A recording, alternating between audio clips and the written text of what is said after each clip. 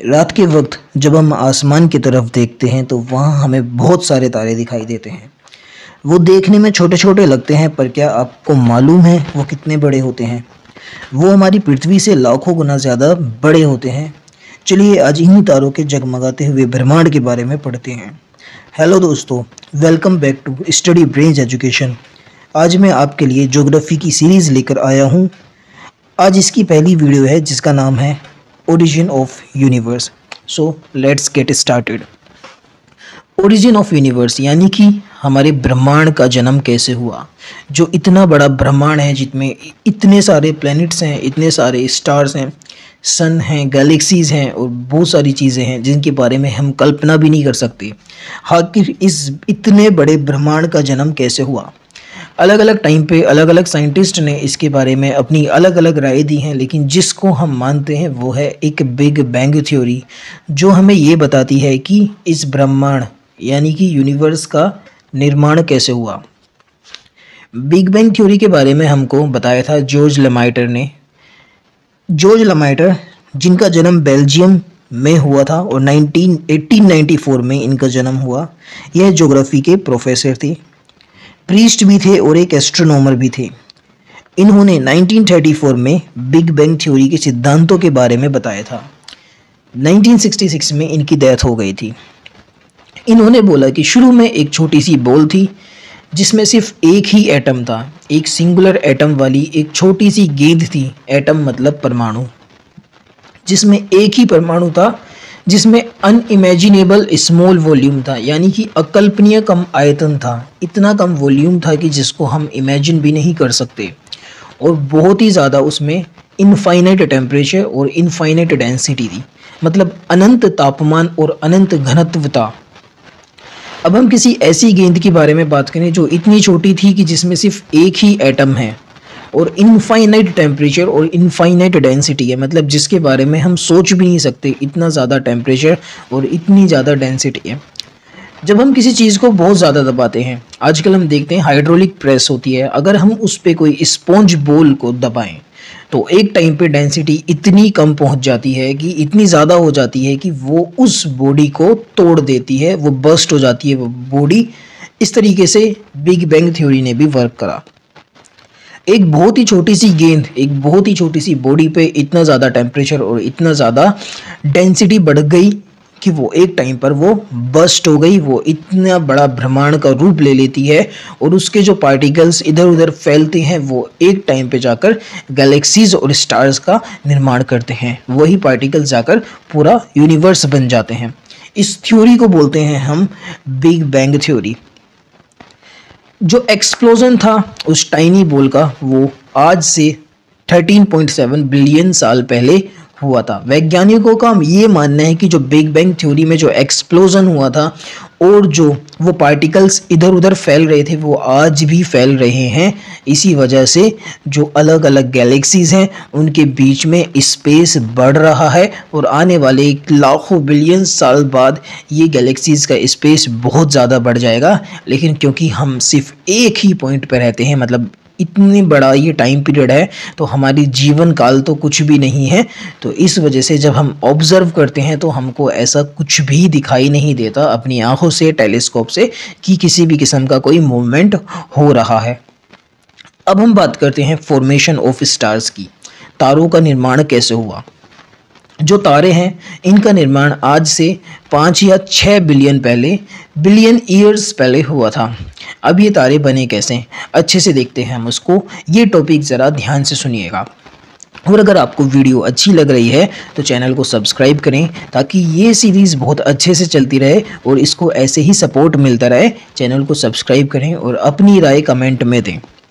अब हम देखते हैं तारे कैसे बने। नेबुला, जिसको हम हिंदी में निहारिका कहते हैं, ये गैस और धूल के बादल होते हैं। जब बिग बैंग थ्योरी के बाद पूरा ब्रह्मांड बना तो उसमें जगह जगह गैस और धूल के क्लस्टर्स बन गए, यानी कि बादल टाइप बन गए, और उनके अंदर बहुत ही ज़्यादा मात्रा में हाइड्रोजन और हीलियम थी।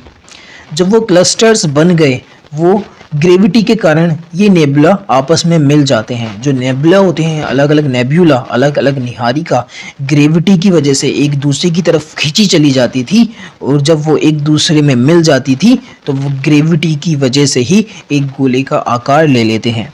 अब देखिए, पहले क्या था, एक नेब्यूला था जो कि ग्रेविटी की वजह से एक दूसरे की तरफ खींचते हैं और एक गोले का रूप ले लेते हैं, और इनके अंदर हाइड्रोजन और हीलियम बहुत ज़्यादा मात्रा में होती है। गोले का रूप लेने के बाद यह एनर्जी को हीट के रूप में छोड़ने लगते हैं। जो एनर्जी इनमें से निकलती है, क्योंकि अब दो चीज़ आपस में टकरा रही हैं, मिल रही हैं, तो एक फ्रैक्शन क्रिएट होता है जिसकी वजह से एनर्जी निकलती है। अब वो एनर्जी किसी न किसी रूप में तो होगी, तो एनर्जी निकलती है हीट के रूप में।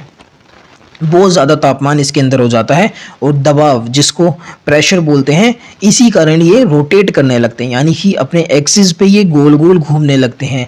जैसे कि हमारी पृथ्वी अपने एक्सिस पे गोल गोल घूमती है, रोटेशन करती है, इसी तरीके से बहुत ज़्यादा टेम्परेचर और प्रेशर, बहुत ज़्यादा तापमान और दबाव की वजह से ये अपने एक्सिस पे गोल गोल घूमने लगते हैं।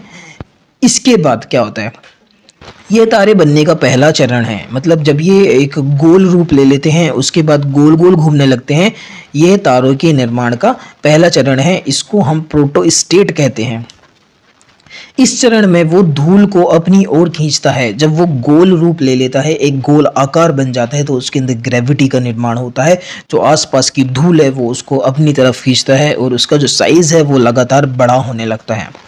उस धूल के गोले का कोर, यानी कि अंदर का हिस्सा, इस डायग्राम में जब हम देखेंगे तो एक अंदर का हिस्सा है जिसको हम कोर बोलते हैं, वो बहुत ज़्यादा सख्त होता है और डेंस बन जाता है, जैसे कि हम डायग्राम में देख भी सकते हैं। और वह बहुत ज़्यादा टेम्परेचर और प्रेशर को बाहर की ओर छोड़ता है, यानी कि उसमें से बहुत ज़्यादा टेम्परेचर, बहुत ज़्यादा गर्मी और प्रेशर बाहर की ओर निकलता है।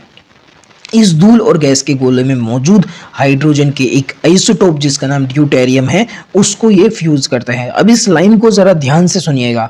हाइड्रोजन है, हाइड्रोजन, उसका एक आइसोटोप है, आइसोटोप का नाम है ड्यूटेरियम। अब इस धूल और गैस के गोले में जो हाइड्रोजन के एक आइसोटोप है जिसका नाम ड्यूटेरियम है, ये उसको फ्यूज करता है उसको। अगर किसी धूल और गैस के गोले में बहुत ज़्यादा मास, यानी कि द्रव्यमान नहीं होता, तो वो ड्यूटेरियम को फ्यूज़ ही नहीं कर पाता और उसमें एनर्जी नहीं बनती। जब वो ड्यूटेरियम को फ्यूज़ करेगा तभी तो एनर्जी क्रिएट होगी ना, तभी तो लाइट निकलेगी, रोशनी निकलेगी, हीट निकलेगी। अब जब उसमें इतना ज़्यादा मास ही नहीं होता तो वो ड्यूटेरियम को फ्यूज़ ही नहीं कर पाता और उसमें एनर्जी नहीं बनती, ना ही रोशनी का निर्माण होता है। इसको अविकसित तारा और इंग्लिश में ब्राउन डार्फ कहते हैं। दो हाइड्रोजन एटम मिलकर एक हीलियम एटम बनाते हैं, जिससे बहुत ज़्यादा रोशनी और गर्मी बनती है और हमें वो तारा चमकता हुआ दिखाई देता है। जब दो हाइड्रोजन एटम मिल जाते हैं और एक हीलियम एटम बनाते हैं, उसकी वजह से ही बहुत ज़्यादा रोशनी होती है और जो तारा है वो हमको चमकता हुआ दिखाई देता है। एक तारे के अंदर बहुत ज़्यादा सख्त कोर होता है और थोड़ी कम बाहरी सतह जो होती है वो थोड़ी कम सख्त होती है अंदर के कोर के मुकाबले। अगर हम देखें तो अंदर की ओर खींचने वाला ग्रेविटेशनल फोर्स और बाहर की ओर लगने वाला दबाव है जो गोले के आकार को बनाए रखता है। मतलब एक तारा गोल कैसे रहता है, मतलब कुछ चीज़ स्टेबल कैसे हो जाएगी, एक गोल के रूप में कैसे स्टेबल रहेगी, यानी कि कोई बाहर से एक ऐसा फोर्स है जो अंदर की तरफ धक्का लगा रहा है और अंदर से एक ऐसा फोर्स है जो बाहर की तरफ धक्का लगा रहा है, तभी उस चीज़ की शेप एक स्टेबल रूप ले लेगी, एक गोल रूप ले लेगी। अगर वो स्टेबल नहीं होगा तो वो तारा गोल नहीं होगा, वो बस्ट हो जाएगा और वो टूट फूट के यूनिवर्स के अंदर ही इधर उधर बिखर जाएगा। लेकिन ऐसा नहीं होता। अब ये वीडियो में इतना ही। अगली वीडियो में हम गैलेक्सीज, लाइट ईयर और एक एक करके सोलर सिस्टम, प्लैनेट्स के बारे में पढ़ेंगे। फिलहाल अगर आपको मेरी वीडियो अच्छी लगी हो तो चैनल को सब्सक्राइब करें ताकि आप मेरी एक भी वीडियो मिस नहीं कर पाएँ। Thank you so much guys.